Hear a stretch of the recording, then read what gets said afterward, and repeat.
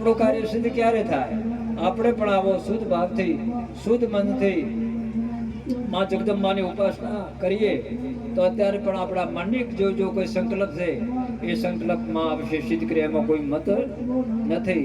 તો આ સમય આજનો યુગ હવે આ હજારો વર્ષો પહેલોની વાત કે માયા પરચો આલ્યો, પણ આજ એ સ્થળ પર આવો પવિત્ર યજ્ઞ થઈ રહ્યો.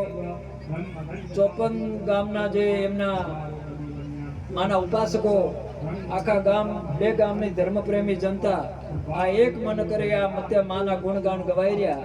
આ પરચો નહીં, આટલા ભેળા કરવા આવું કરું થવું મુશ્કેલ નહીં. પરચો આ પણ પરચો જ કહેવાય. બાકી એક થડકલો થાપવો તો નથી થપાતો, એક આમ જાય એક આમ જાય. આ માય દરેકના ગઢમાં બેઠી અત્યારે પવિત્ર કાર્ય થઈ રહ્યું. આજ પણ આ માનો પરચો જ કહેવાય.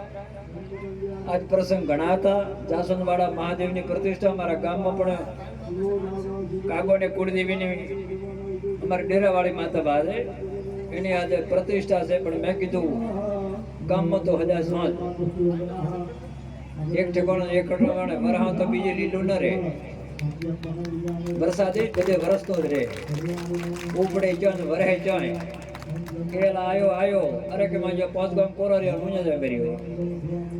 નીલકંઠ દાદાના દર્શન કર્યા અને પછી આ બાળુંત્રી નગરની ધન્યધરા ઉપર તો મહિના કે 15 દી પહેલા એક રાજપૂત સમાજમાં વરી પ્રતિષ્ઠા હતી.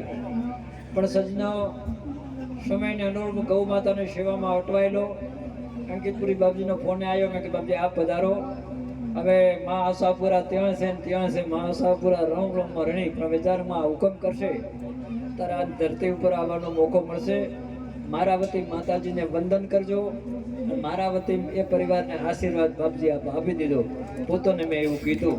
પણ આ સમય આવ્યો